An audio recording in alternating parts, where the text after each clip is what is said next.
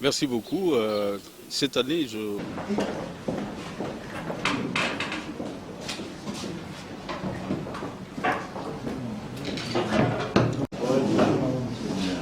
On s'excuse un peu de ces petits retards parce que, comme vous le savez, notre ville est tellement compliquée pour les transports, il y a trop d'embouteillages.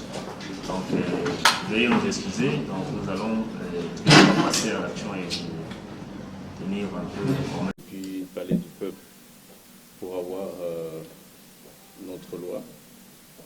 Et vous êtes toujours fidèles, vous nous accompagnez toujours. Comme l'a introduit le secrétaire général adjoint, aujourd'hui, c'est le 4 octobre. En fait, depuis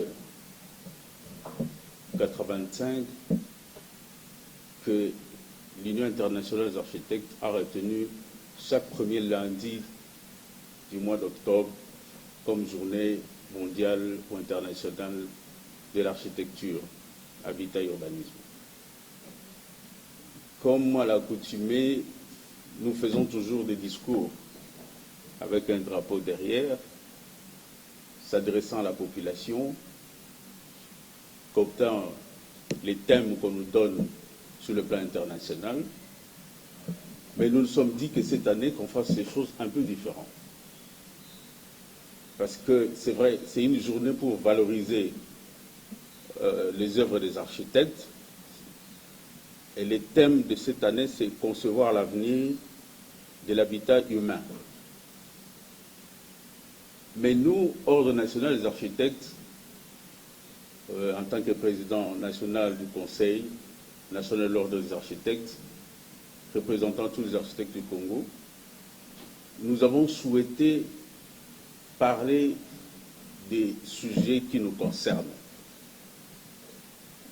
Parce que j'ai donné l'exemple de l'année passée, nous avons parlé d'un logement de cas pour chaque habitant. Mais quand on fait les bilans, et ce qui ne se fait jamais dans notre pays, quand on fait les bilans, vous allez remarquer que l'année 2020 est passée, les sujets étaient là, les conférences il y a eu, mais posons-nous la question au Congo, nord, sud, est, ouest, où est-ce qu'on a doté un habitat adéquat à un seul habitant? Or, les statistiques nous montrent qu'il y a un déficit de près de 4 millions de logements. Et dans les 4 millions de logements, vous avez 54,4% dans la ville de Kinshasa. On n'a pas fait le bilan, mais on veut passer à un autre sujet. Déjà qu'on n'a même pas doté encore de ces maisons dont on a parlé l'année passée, on veut passer au nouveau sujet, concevoir l'avenir de l'habitat humain. Je me dis qu'il faudrait qu'à un certain moment, que nous puissions revenir d'abord dans la maison pour voir qu'est-ce que les architectes apportent aujourd'hui, qu'est-ce que l'ordre des architectes est devenu, avec tous les petits problèmes internes. C'est pourquoi nous sommes décidés de nous remettre entre vos mains pour toutes les questions possibles concernant l'ONA. C'est vrai, c'est en marge de la journée d'architecture, mais je crois que nous pouvons faire le diagnostic ensemble pour que l'opinion soit éclairée par votre truchement de tout ce qui se passe à l'ONA, de tout ce qui se passe avec l'architecte congolais. Des conférences, on en a donné. National, sur le plan national, sur le plan international, on a toujours donné des conférences. Mais je ne pense pas que vous allez aller commenter, faire des discours chez les voisins, faire des discours pendant que vos enfants sont en famille, ils sont en train de se battre. Donc voilà un peu l'introduction que je peux donner. Et j'aimerais que nous puissions vraiment balayer toutes les questions qui vous passent en tête en tant que journaliste. Parce que j'ai appris beaucoup de termes maintenant. L'ordre des architectes est devenu bicéphale, bipolaire, bicéci, bisla. Et Peut-être ce sont des Français qu'on a appris à l'école secondaire. Il faut un dictionnaire Larousse pour commencer à comprendre. Mais nous voulons éclairer l'opinion que l'ordre des architectes n'a jamais été bicéphale, ni bipolaire, ni je ne sais pas quoi. C'est vrai que la journée d'aujourd'hui, sur le plan international, dans les pays développés, c'est une autre façon de voir les choses. Tout à l'heure, j'étais en train de discuter avec un architecte qui est en train d'intervenir en Tunisie maintenant, où on discutait, il voulait avoir un peu des idées sur l'évolution de l'architecture au Congo. L'architecture a connu quelques étapes. Nous avons notre architecture traditionnelle, où vous allez voir les cases, les maisons au village, construites avec l'argile, le bois et la paille comme couverture.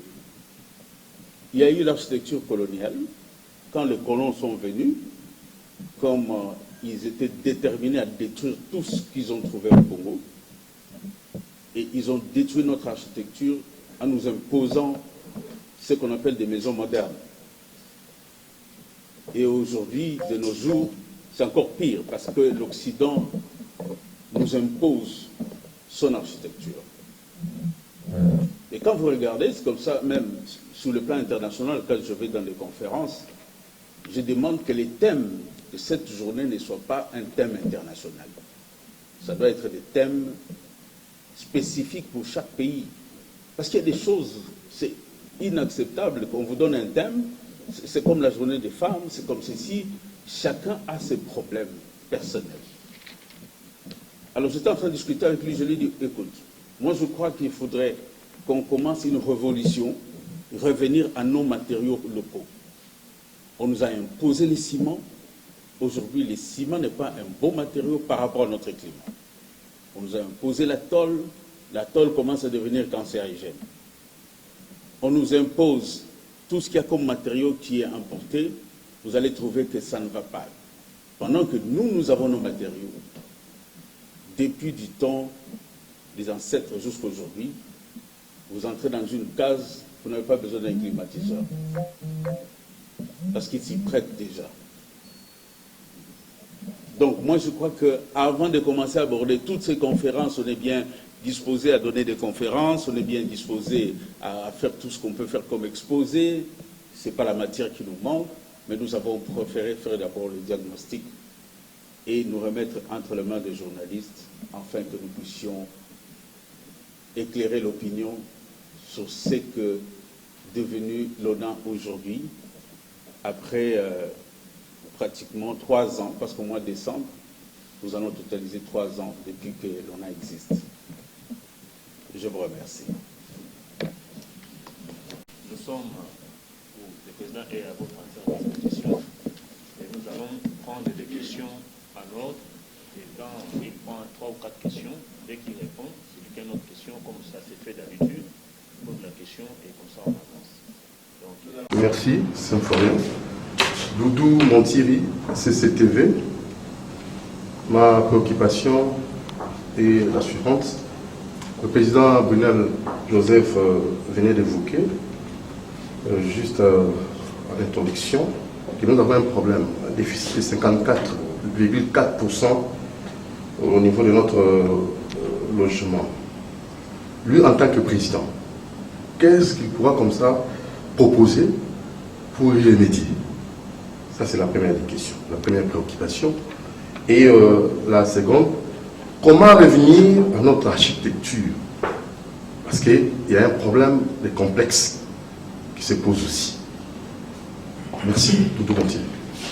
Au moins 3 petites questions à poser au président de l'ONA. La première serait de savoir l'état de santé d'abord de l'ONA. Si vous pouvez nous dire l'état de santé actuel de l'ONA à ce jour. La seconde question est de savoir les décrets de collaboration entre l'ONA et les gouvernements congolais. sachant que le gouvernement est dans la phase de reconstruction de certaines infrastructures à travers les pays. Est-ce que l'ONA est consulté? Est-ce qu'on associe l'ONA dans ces projets? Nous avons vu les cas de sauts des moutons. Malheureusement, l'ONA n'était pas associé dans ces travaux et le peuple congolais s'attend à toute éventualité. On aimerait également savoir, nous en sommes où avec la crise de légitimité après l'Assemblée générale qui avait nommé des nouveaux animateurs au mois de décembre 2020.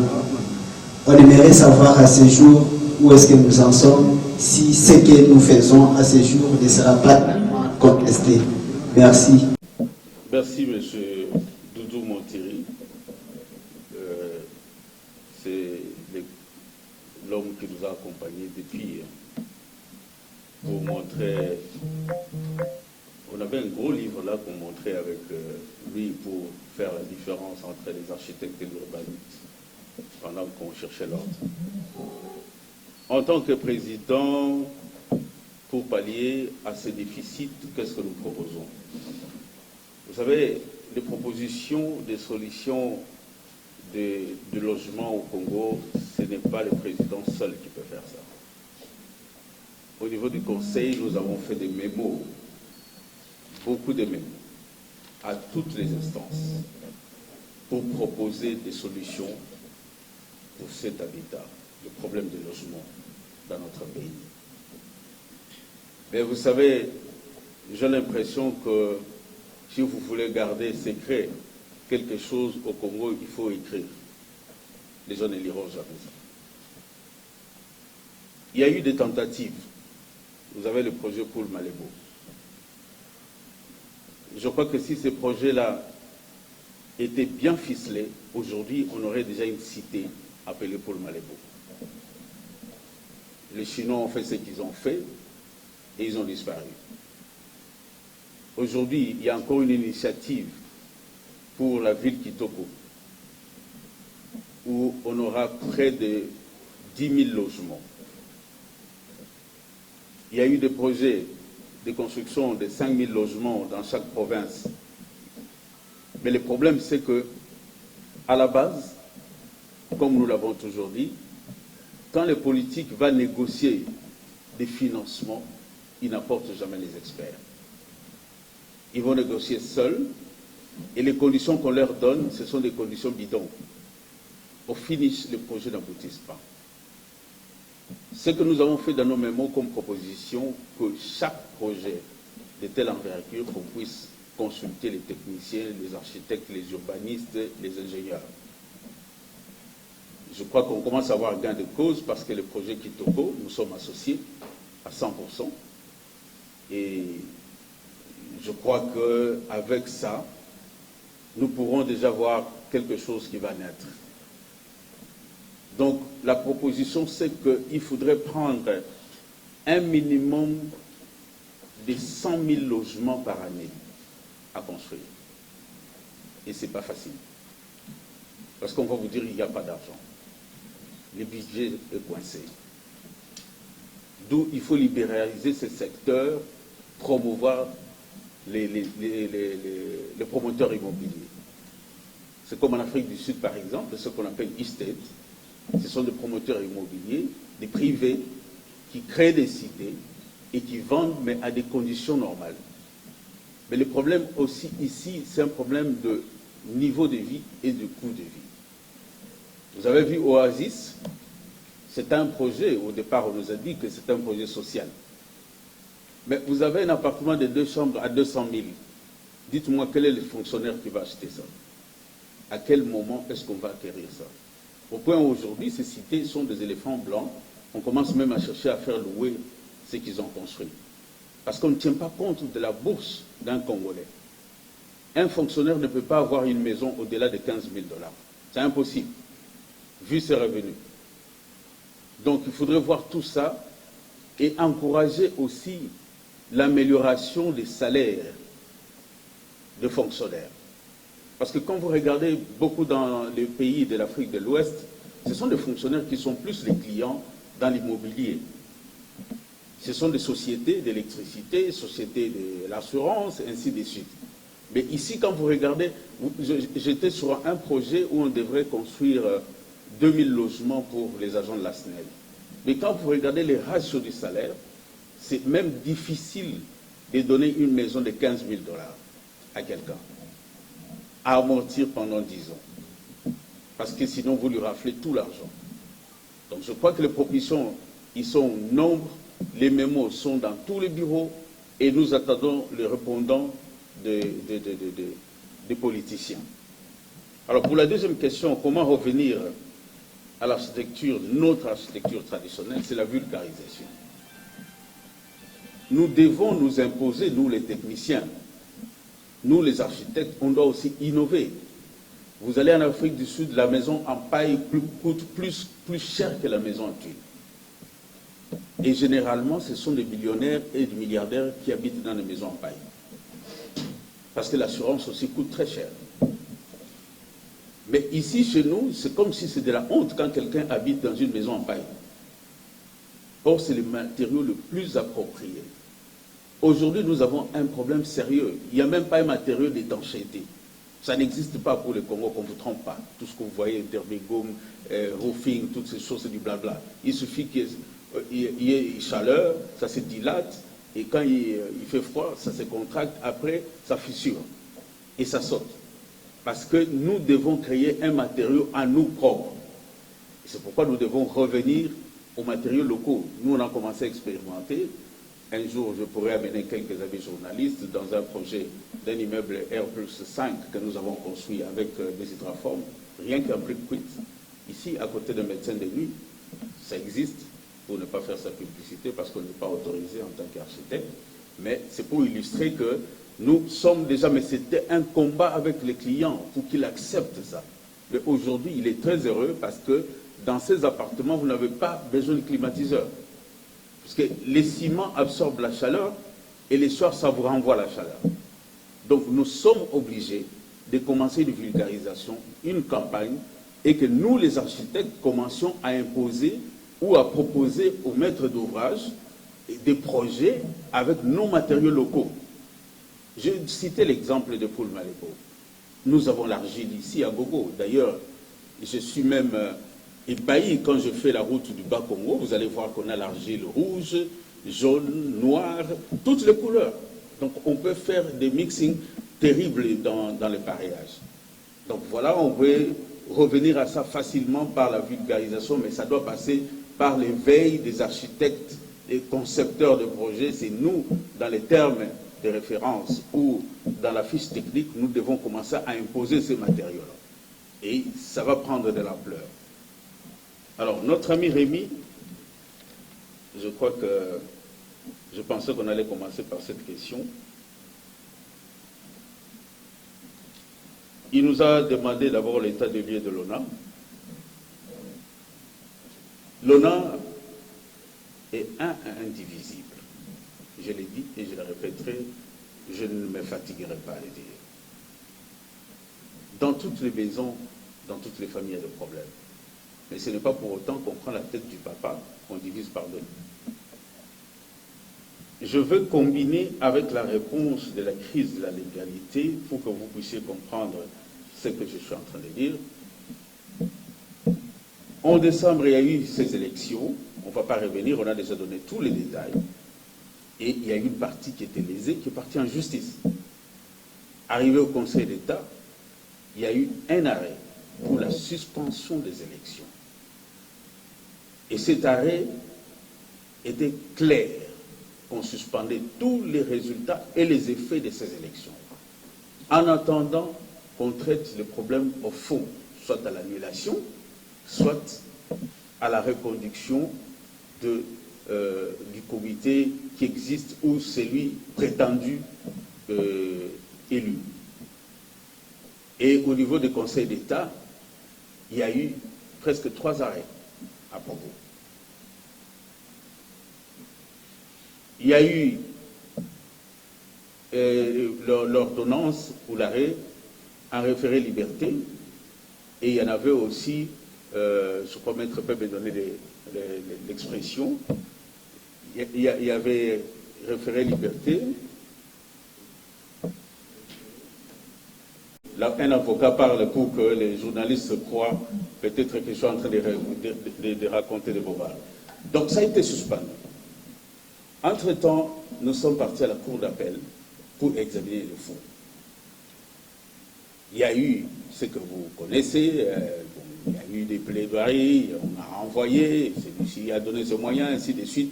Finalement, il y a aussi un arrêt qui est tombé, cette fois-ci, pour renvoyer encore au Conseil d'État.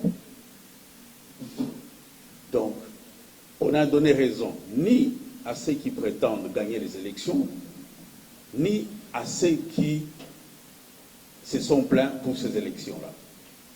Mais quand vous regardez l'arrêt du Conseil d'État, en suspendant les élections et ses effets, ça signifie que les comités en place devraient continuer les affaires courantes, entre guillemets.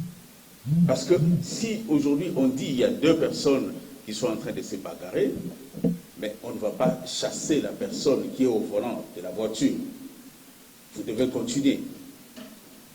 La gestion doit continuer, l'ONA existe, nous avons un siège à UPEX Africa, la communication, s'il y a des correspondances, c'est là où nous recevons des correspondances, et l'administration doit continuer en attendant que la justice tranche pour donner raison à qui peut donner de raison.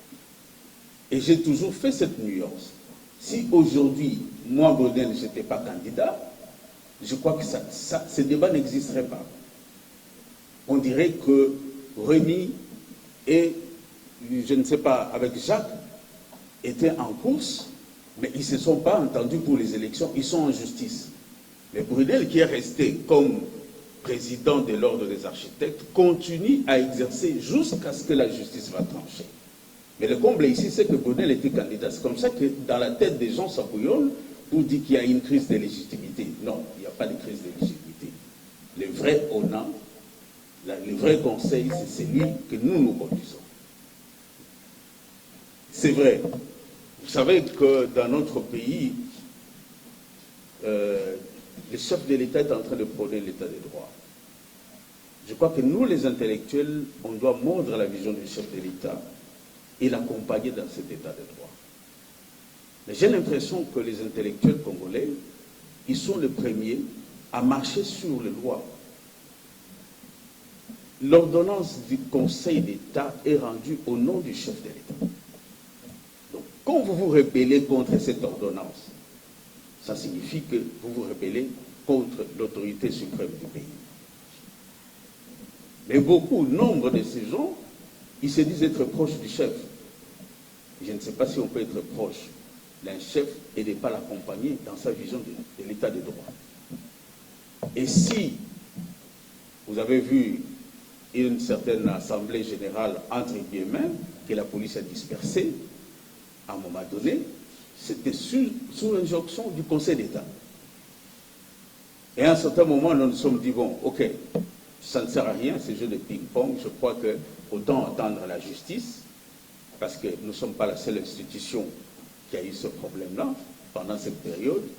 On peut en citer, il y a eu la FEC, il y a eu d'autres de provinces, il y a eu ceci, il y a eu cela, et finalement, c'est devenu comme une mode.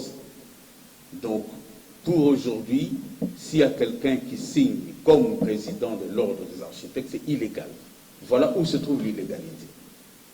Donc s'il y a quelqu'un qui continue à se proclamer comme président de l'ordre des architectes et qui n'est pas dans notre conseil, ou un secrétaire général, ou qui que ce soit, c'est illégal. Mais, vous savez, en lingala, on dit « di boke yamakamboke pour la gade ». La justice, aujourd'hui, vous pouvez vous amuser avec, mais ça peut vous rattraper après 10 ans. On en a vu en Europe, avec des gens qui ont pensé passer outre des décisions de la justice, mais un jour il veut devenir président de la République, on lui brandit ça. Donc je crois que côté légitimité, ne vous en faites pas, et ce que nous sommes en train de faire est légal. C'est légal ce que nous sommes en train de faire. Les messages que nous allons vous donner, transmettez ça avec beaucoup d'aisance dans vos chaînes. Les contradicteurs ne manqueront pas. De toute façon, avant même que ce problème ne naisse, vous êtes témoin, chaque fois qu'on passait sur Top Congo, il y a toujours quelqu'un qui, pour un coup de tête, voulait montrer que ce qu'on dit, ce n'est pas vrai. Avec Kin 24, avec Serfori à l'époque, le pauvre, il a même souffert d'être même menacé de temps en temps.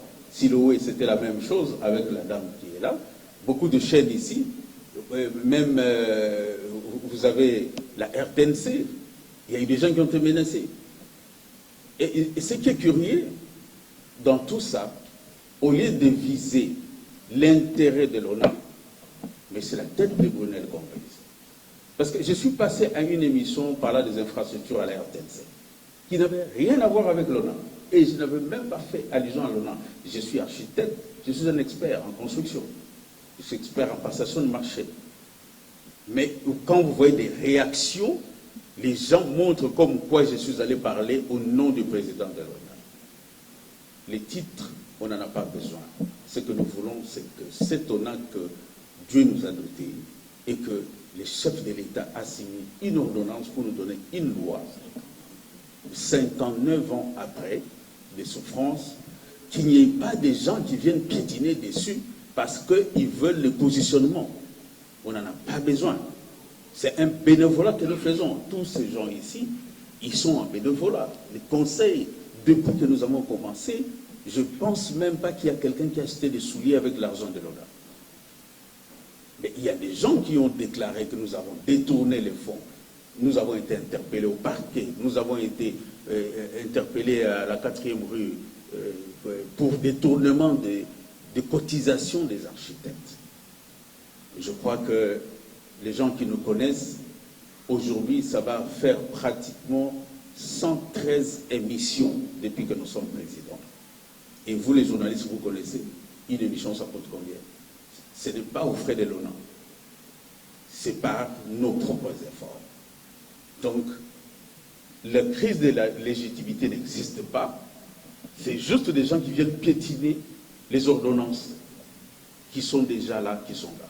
Vous savez, c'est comme à l'église, quand on est en train de prêcher, chacun retient ce qu'il retient comme il veut retenir. Vous posez la question à quelqu'un, le pasteur a dit quoi à l'église? Ah non, le pasteur a dit il va acheter un hélicoptère. Mais la prédication, c'était quoi? Non, moi, ce que j'ai retenu, le pasteur a donné un exemple qu'un jour, il aura un hélicoptère. Mais le pasteur prêchait sur le péché. C'est la même chose. Tout le monde est intellectuel, mais tout le monde n'est pas intellectuel devant les textes. Alors, la dernière question. Degré de collaboration de l'ONA avec le gouvernement. Vous savez que nous venons de loin. Nous avons travaillé ensemble avec vous, les journalistes. On a fait un lobby. On a parlé à un certain moment, le gouvernement, les gouvernants, les responsables, surtout les chefs de l'État, ils nous ont tendu l'oreille. À l'occurrence, le projet des Jeux de la francophonie, on avait associé l'ONA. Bon, ce qui est arrivé, c'est arrivé. Nous, on ne va pas entrer dans ces détails. Nous avons été associés dans des projets avec les ministères des Affaires foncières. Nous avons été associés dans des projets avec Ville Kitoko, comme je viens de vous dire. Mais ce n'est pas encore ça. Ce n'est pas encore ça, parce qu'il y a des gens qui considèrent qu'il faut écarter l'ONA dans les projets. Je bénis Dieu qui a IGF aujourd'hui. Et je crois qu'il faudrait que IGF entre dans tous les domaines. D'ailleurs, même les gens qui pensent que nous, on a détourné l'argent de l'ONA, nous demandons vraiment que l'IGF vienne nous auditer. Et je crois qu'ils seront très déçus. Et nous en sortirons la tête haute. Il y a des gens qui considéraient que l'ONA était une barrière. Gouvernement, ministre par surcroît, mais qui considéraient que l'ONA c'était une barrière pour des fins malsaines. Alors, des gens comme ça ne pouvaient pas accepter que l'ONA soit associé dans certains projets. Ils préféraient les expatrier. Mais quand vous lisez notre loi, vous allez voir l'article 51 où on parle de la loi de la réciprocité. Je l'ai toujours dit. Les mêmes ministres là, ils ont toujours des lois sur leur table. J'entre dans un bureau de ministre, je dis, mais écoutez, vous êtes en train de promouvoir les Chinois qui vous amènent des plans. Vous êtes en train de promouvoir ceci, cela. Mais vous avez des architectes ici à Guéry, qu'est-ce qui se passe? Ah non, mais vous savez, vous autres, vous ne pouvez pas préfinancer, et ils préfinancent. Est-ce que quand on est allé à l'université étudier, c'était pour venir préfinancer? Pourquoi on ne demande pas aux économistes, avant de les engager, préfinancer d'abord votre salaire? Pourquoi on ne demande pas aux médecins, avant d'être engagés, ou votre prestation, préfinancer? C'est seulement les architectes. C'est parce qu'on veut bloquer l'architecte congolais pour privilégier les expatriés. Mais nous avons ouvert grandement les yeux. Après tous ces pépins, quand ça passera, ça peut ne pas être Brunel à la tête de l'ONA en ce moment-là. On avait déjà pris des dispositions, il y avait un projet où on devrait travailler avec la police, l'inspection judiciaire, avec la DGM, pour traquer tous ces gens-là qui sont en train d'exercer contre la loi que nous avons. Parce qu'aucun étranger n'a droit de venir avec son plan ici, après la loi du 13 décembre 2018, venir prester comme il veut. Et les autorités, ils savent ça. Mais ce sont les mêmes autorités qui amènent leurs amis indiens, chinois, tout ce que vous voulez, pour venir. C'est comme on importe à manger, ils importent des plans. Et on était sur le point de mettre en place une commission qui pouvait traquer tous ces gens et mettre fin à ça. Mais je crois que la collaboration a commencé timidement, mais c'est en train d'évoluer. Et nous pensons que les jours à venir, l'ONA sera le bras de levier, un conseiller technique, comme le dit la loi du gouvernement. Voilà. C'est Merveille Molo, de cette sur cette procédure. Bon, le président a estimé qu'il n'y a pas de crise de légitimité au sein de l'ONA. Moi, je vais évoquer des divergences en fait. Il y a 3 semaines, le Premier ministre avait réuni les experts pour évaluer l'état d'avancement des travaux concernant l'organisation de la 9e édition des Jeux de la francophonie. Et lors de cette séance de travail, l'ONA a été représenté par M. Fiyou Ndondobon. Ma question est celle de savoir comment expliquez-vous le fait qu'il soit reçu à votre détriment. Est-ce que c'est une façon de légitimer son leadership? C'est-à-dire, la première, c'est de savoir si réellement l'ONA joue valablement son rôle dans notre pays. Et la deuxième question, c'est la question qui a été déjà, n'est-ce pas, posée par mon estimé aîné, mais que, de par votre réponse, je dois devoir plutôt la reposer autrement. Le président pense qu'au-delà de l'imposition de matériaux, il serait mieux plutôt de retourner aux matériaux traditionnels. Mais cette fois-là, il faudrait que l'on puisse s'imposer. Mais moi, je me pose la question de savoir si le président, comment il estime, n'est-ce pas, procéder pour s'imposer dans une société où les gens donnent beaucoup plus de l'importance ou de l'estime à ce qui est importé. Comment maintenant vous allez vous imposer? Je ne sais pas par quel mécanisme, si le président peut nous le dire, comment il pourrait plutôt procéder pour s'imposer par rapport aux matériaux traditionnels. Je suis Madame Jolie Yonda, de Siloé Télévision. Ma première question, ça va faire 3 ans maintenant que l'ONA existe.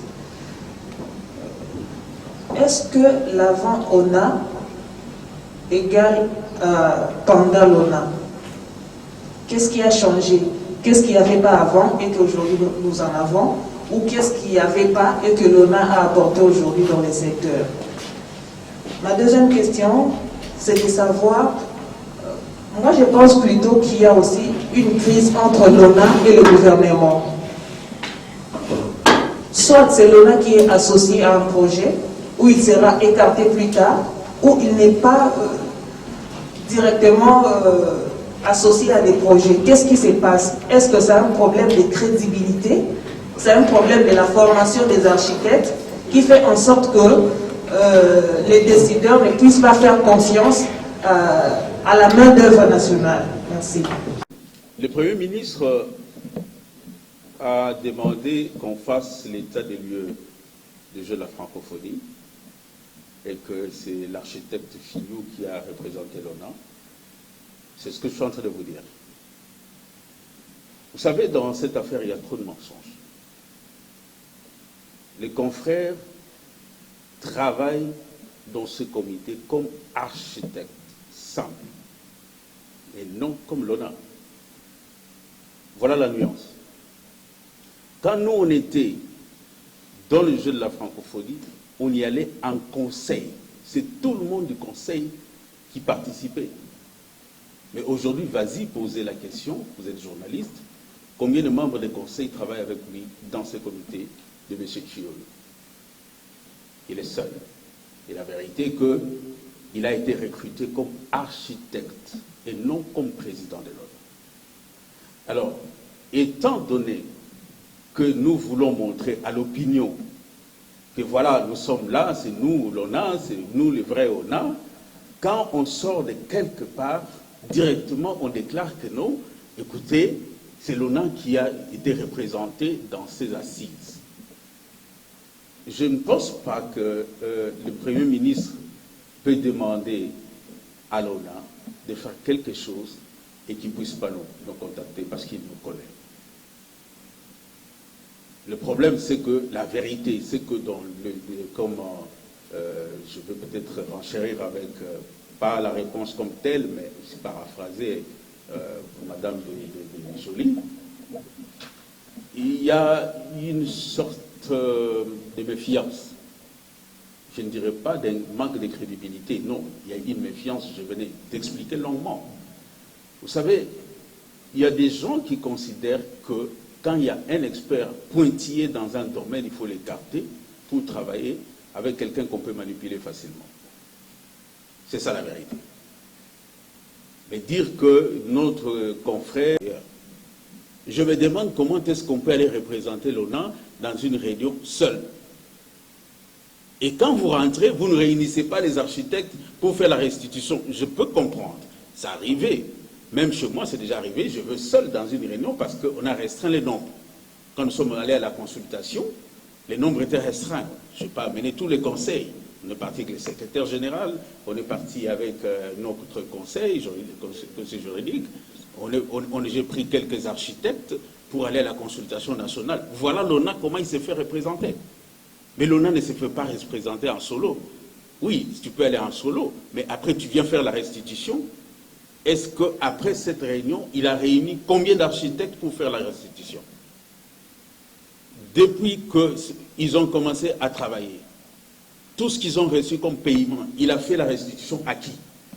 Quel architecte qui connaît combien il a déjà perçu? Personne. Il y a des architectes dans la salle ici, je ne sais pas si... Parce que chez nous, les architectes, pour de grands projets comme ça ne se cache pas. Hein. Ça ne se cache pas. Les honoraires des architectes, écoutez, c'est tout le monde qui sait, surtout c'est l'État. Quel est l'architecte qui sait qu'est-ce que Fillou a déjà fait, a déjà perçu comme honoraire dans le jeu de la francophonie, et qu'est-ce que ces honoraires ont fait comme apport à l'ONA, entre guillemets. Or, quand nous on était dans ces projets, quand nous avons travaillé, chaque fois il y avait des réunions où on venait faire la restitution. Voilà, nous venons de signer un contrat avec le ministre des Travaux publics, les honoraires, tous les études, ça sera autant. Et tous les architectes dans cette salle d'ici, on a fait la restitution plus de 4 fois pour le jeu de la francophonie. Donc je crois qu'il faudrait qu'on arrête ces mensonges, parce que ça va nous rattraper après. S'il va dans une réunion, d'abord, c'est un politicien, il a ses relations politiques, on ne va pas l'interdire, c'est un citoyen congolais, il peut attraper une invitation où il veut. Et, vous savez, il y a eu même des choses qui se sont passées à la pose de la première pierre du jeu de la francophonie, où les gens n'étaient pas au protocole. Mais ils se sont incrustés parce qu'il y a des amis qui ont infiltré les noms. Et nous connaissons beaucoup de choses. Si on s'était, c'est par sagesse, par discrétion, parce que quand il s'agit du chef de l'État, on ne peut pas dire n'importe quoi. Mais je vous dis que c'est archi faux. Fillou n'est pas parti à la réunion du jeu de la francophonie et l'évaluation du Premier ministre en tant qu'ONA, non. Il est parti en tant qu'architecte. Et ça, on va commencer à les dénoncer jour par jour. Tout ce qu'ils feront comme action qui n'est pas de l'ONA, ils mettent ça sur le dos de l'ONA, on n'est pas d'accord. Je vais vous donner un exemple. Un certain une certaine journée internationale d'architecture qui se passe quelque part, entre guillemets, sur les invitations qu'on a mis, c'était en collaboration avec Isaïe. Mais on appelle les DG pour savoir, qu'en est-il? Les DG n'est même pas au courant. On aligne un ministre qui n'est même pas au pays. Pour vous montrer comment le mensonge est en train de circuler. C'est juste une dissuasion. On veut montrer aux gens que, bon, voilà, nous sommes en collaboration, nous sommes légitimes, nous travaillons avec ceci, nous travaillons. Si vous prenez 2-3 poignées des enseignants Isaïe, ce n'est pas Isaïe est représenté par un DG, c'est connu. Donc voilà un peu ce que je peux vous éclairer là-dessus. Et nous sommes prêts à en parler encore en détail pour toutes les chaînes qui vont nous demander une interview en aparté. Nous allons dire toutes ces choses en détail parce qu'on est sorti du silence. À partir d'aujourd'hui, M. Brunel va parler parce que cet enfant, c'est un enfant qui est né entre nos mains. Et on ne peut pas accepter qu'un groupe des architectes, c'est là pour commencer à saper les niveaux des architectes congolais. Je crois que vous êtes édifiés. Voilà. La deuxième question, c'est Guillaume Bossolo. C'est Bossolo dans la politique.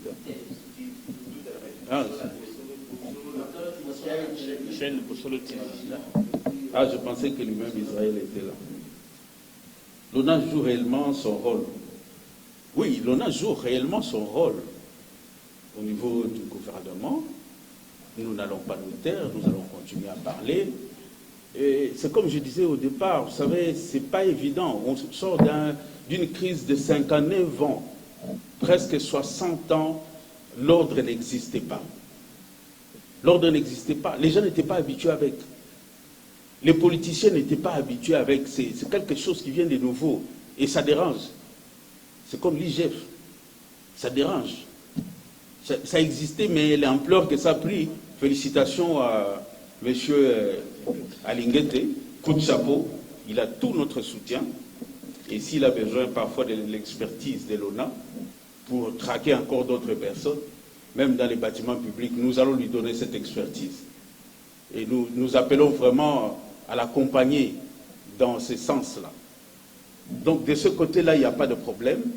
Nous sommes en train de travailler, mais c'est le début. On n'était qu'à 2 ans, maintenant on est en train d'arriver à 3 ans. Bon, vous savez, même dans les pays, à un moment donné, il y a eu des glissements, des ceci, des cela, il y a eu des mariages qui ont divorcé, tout ça. Donc, vous savez, le problème ne manque pas, mais il faudrait que... Ce qui est important, c'est comment on résout ces problèmes-là et par où on va chuter. Comment on estime pour imposer le matériau? Vous savez, ces complexes-là, c'est ce qui est en train de tuer les Congolais. Ici, à côté, what is ISP? ISP, c'est ici. Derrière nous.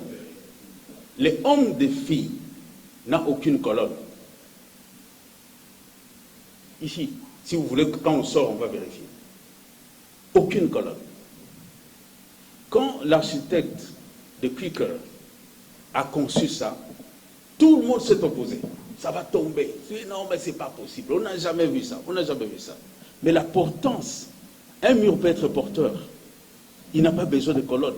Mais aujourd'hui, vous avez une petite villa de 2 chambres. On vous bombarde 15 colonnes dans la petite villa. Avec des barres de 14. Parce qu'on veut vous bouffer l'argent. L'innovation dans les matériaux de construction, c'est tout un département dans chaque ordre. Il y a la recherche sur les nouveaux matériaux de construction. Moi, ma thèse, je l'ai fait sur les nouveaux matériaux de construction à base des fibres de plantes. Ce n'est pas encore arrivé au Congo. Ce n'est pas encore arrivé au Congo. Mais là où je fais ma thèse, c'est déjà applicable. Mais c'était difficile. Sur le plan scientifique, il fallait prouver que ces matériaux-là, ce sont des panneaux qu'on a fait de 3 mètres pour des maisons préfabriquées. vous pouvez tirer une balle, ça n'entre pas. Parce qu'on a travaillé toutes les propriétés mécaniques, chimiques, physiques et tout ça. Donc, il faudrait qu'à un certain moment démontrer aux gens, quand je parle de la vulgarisation, l'importance des retours aux matériaux locaux. Je suis en train de concevoir des routes en pierre. Je ne veux pas donner des détails parce qu'il y a trop de dongolomisme. Et c'est un projet qui va bientôt s'appliquer quelque part ici en République démocratique du Congo. Mais ce n'était pas facile pour faire accepter les gens. Je pose la question à l'autorité avec qui j'ai discuté. J'ai dit, mais vous allez à Paris? Oui. Vous avez déjà été aux Champs-Élysées? Oui. Avez-vous vu le goudron? Vous tous ici qui voyagez. Vous avez déjà été à Paris. Champs-Élysées, là, Champs-Élysées. Vous avez déjà vu le goudron dessus? J'ai l'impression qu'il n'y a personne qui a déjà été à Paris ici. Non, il n'y a pas. Il n'y en a pas. L'avenue Louise, à Bruxelles, c'est construit avec quoi? Ici, même nos routes ici, dans la ville, downtown ici, la ville basse, je dirais, c'était des routes en pierre. Aujourd'hui, si vous enlevez la bêtise de goudron, vous allez trouver des pierres en bas. C'est parce qu'il y a du commerce derrière ça. Pourquoi est-ce que les Blancs ont inculqué aux Noirs congolais qu'il faut le matériau importé? Parce qu'ils voulaient créer ces usines de ciment, ces usines de goudron, ces usines de ceci. Or, le goudron n'est pas un matériau compatible au climat tropical. La preuve veut que quand il y a marre d'eau sur le goudron, vous passez 2-3 fois, ce sont des trous. Ce sont des trous. Mais une route en pierre, c'est des années, des années. Je crois que les Champs-Élysées, là, les Louis XIV sont passés dessus. C'est des centaines et des centaines d'années. Donc, c'est question de montrer l'importance de ces matériaux-là. Nous avons du bois. Aujourd'hui, nous avons l'essence bleue. Est-ce que vous le savez, dans la forêt équatoriale? Bleu, bleu, bleu, bleu, comme quelqu'un a un turban bleu là. Tu coupes l'arbre, il te sort l'essence bleue. Il y en a vert, rouge déjà, il y en a, et noir. Nous avons tous ces essences ici. Mais c'est exporté. Nous, ici, on ne les exploite pas. Mais ce sont des matériaux qu'on peut proposer, même pour la décoration. On n'a pas besoin de la peinture pour ça. Donc, il y a moyen d'imposer, sans trop brusquer les gens, mais les faire comprendre l'importance d'abord de ces matériaux. En anglais, on dit un matériau de construction, il doit être human-friendly. C'est-à-dire que ça ne doit pas apporter la maladie à un homme. Ça ne doit pas détruire un homme. Mais tout ce que nous avons chez nous ici, briques, tout ça, ça détruit notre santé. C'est comme ça que vous avez des maisons, vous dormez le matin, vous vous réveillez avec des courbatures, vous pensez que vous avez la malaria. Mais c'est parce que la maison est mal aérée et la maison a été bombardée par la chaleur du ciment qui nous renvoie ça les soirs. Madame Joly nous a posé la question, quelle est la différence avant et pendant ou après l'ONA? Il y a une grande différence, une très grande différence. Avant l'ONA, c'était une petite association des architectes, qu'on appelait la Société des architectes, qui n'avait aucune loi, qui n'était opposable à personne. On pouvait en avoir 3, 4, 5. Mais aujourd'hui, l'ONA, c'est une loi qui est opposable à tout le monde. Donc personne ne peut dire qu'il peut passer outre l'ONA. Malheureusement, c'est ce que nous sommes en train de vivre. Sur le plan fonctionnel, il y a une grande différence. Je crois qu'avant qu'on puisse avoir la loi, jusqu'en 2018, il y avait cette mode d'écroulement des immeubles. Mais quand l'ONA est devenu ONA, nous avons identifié les vrais architectes, nous les avons enregistrés, on a fait un registre des architectes, on a sorti un tableau, les gens ont commencé à se regarder 2 fois pour signer comme architecte. Deuxièmement, nous avons verrouillé au niveau de l'autorisation de bâtir. Si vous n'êtes pas enregistré sur les tableaux, vous ne pouvez pas avoir l'autorisation de bâtir. Mais avant, c'était quoi? Un dessinateur, il va là-bas, il donne l'autorisation de bâtir, il va construire une maison avec des barres de 6, une maison de 6 étages, et après ça tombe. Mais maintenant, quand vous allez avoir l'autorisation de bâtir, et l'ONA est impliqué dans les décisions, les comités qui donnent l'autorisation de bâtir, les permis de construire. Donc il y a beaucoup de choses qui ont changé, mais c'est timide encore, c'est vrai. Les gens voudraient voir une grande différence. Ce n'est pas à 3 ans ou à 2 ans qu'un enfant commence à courir dans tous les sens, où il commence à manger les os. Nous sommes en train d'y aller. Il y a déjà une grande différence. Et avant, l'ONA n'était pas une institution, c'était pas une institution de l'État. Dans les protocoles d'État, on n'était pas alignés. Mais aujourd'hui, dans toutes les manifestations, l'ONA a une invitation officielle.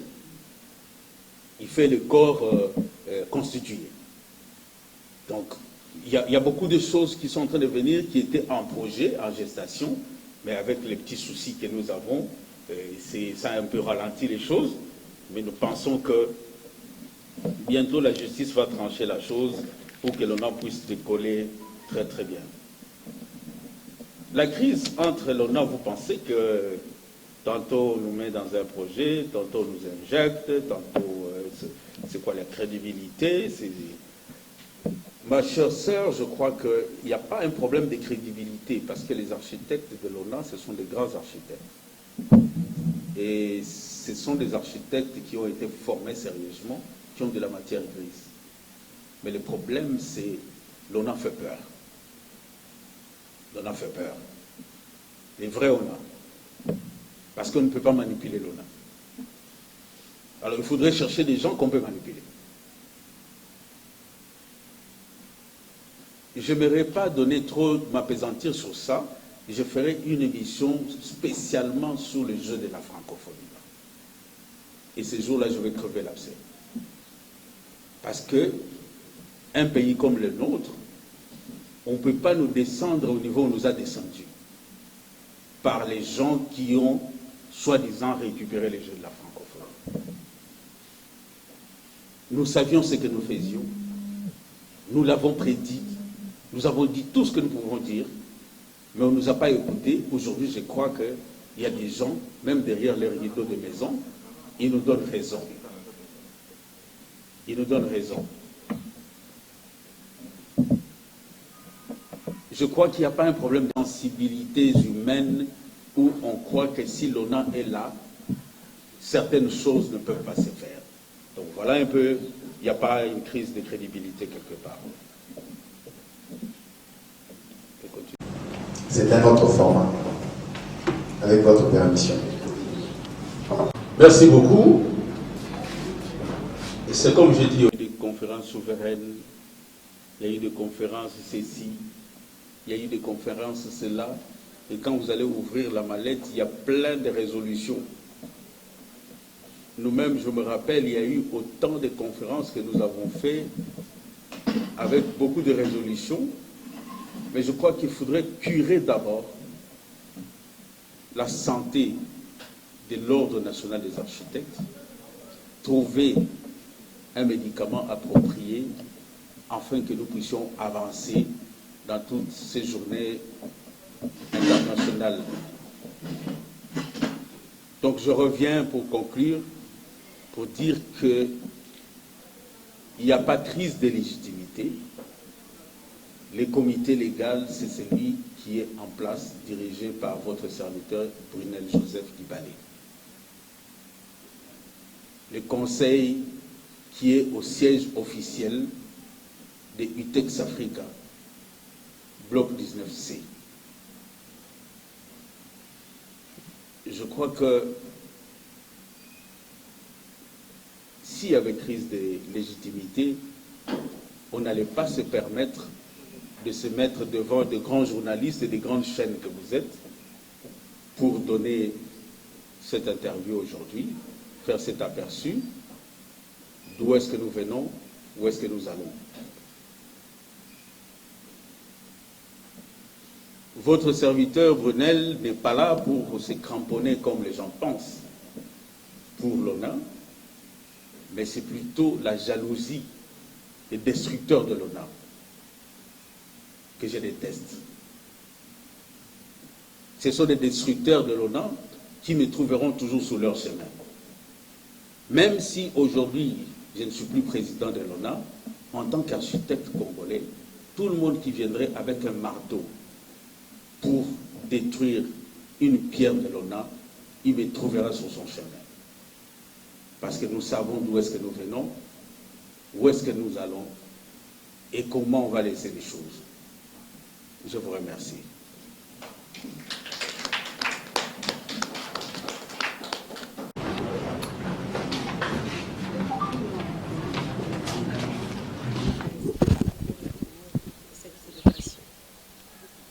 Merci beaucoup. Cette année, on a souhaité faire des choses un peu différentes. C'est vrai qu'il y a un thème qui est international. J'étais en train de dire dans la salle tout à l'heure, l'année passée, on a eu un thème où on a parlé de doter d'un habitat adéquat à chaque population et à chaque individu. Mais on n'a même pas encore fait le bilan de ça. On passe à un nouveau thème. Et les déficits qu'il y avait l'année passée, avec la croissance démographique, parce qu'on avait un déficit déjà, l'année passée, de 4 millions de logements. Et avec 54,4% dans la ville de Kinshasa. Nous devons nous interroger. Qu'est-ce que nous avons fait du thème de l'année passée pour embrasser notre thème, pour parler maintenant du réchauffement climatique, de ceci et de cela. Je crois que nous avons voulu aussi changer un peu la façon de faire les choses. Avec tout ce qu'il y a eu comme des petits problèmes au sein de l'ONA, il était temps de profiter de la journée de l'architecture pour donner les topos général de ce qui se passe, afin que les gens soient éclairés. Parce que j'ai eu des questions comme quoi il y a un problème de légitimité, il y a un problème de bipolarisation, il y a un problème de ceci, bicéphale et tout ça, toutes ces expressions. J'ai dit l'ONA n'a jamais été divisée. C'est juste une frange des architectes qui considèrent qu'ils sont au-dessus de la loi, qui marchent contre les arrêts du Conseil d'État qui a suspendu les élections. Et nous sommes en justice. Qu'on laisse la justice trancher. S'ils ont raison, on va les accompagner.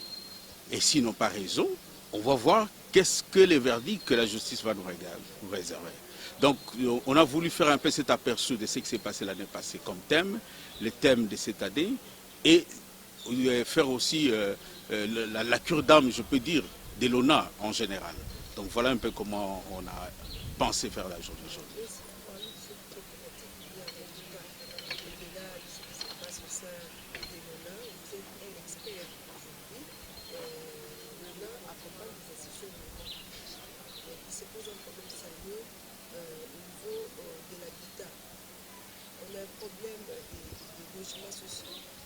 Des logements sociaux, mais la population ne bénéficie pas de ces logements sociaux. Ce sont des investisseurs qui veulent construire des logements et une fois inaugurés, ils appellent une autorité pour inaugurer. À l'issue de cette inauguration, il y a un discours politique qui dit que même si ce sont des logements sociaux, c'est pour la population, alors que la population ne bénéficie pas de ce logement.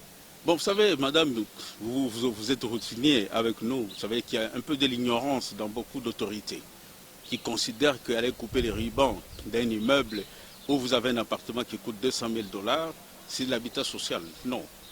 On doit d'abord commencer par créer une banque d'habitat. Et il y a des projets en gestation au ministère de l'Urbanisme. On doit créer une banque de crédit habitat. Et attendre la concrétisation de cette banque-là, parce que même le ministre Pius en a parlé. Mais sur le terrain, on ne voit rien. Donc, mais le ministre Pius a hérité d'un autre ministre qui était avant lui. Mais lui, il peut avoir de bonnes idées, mais ça doit être validé par le gouvernement, le Conseil des ministres.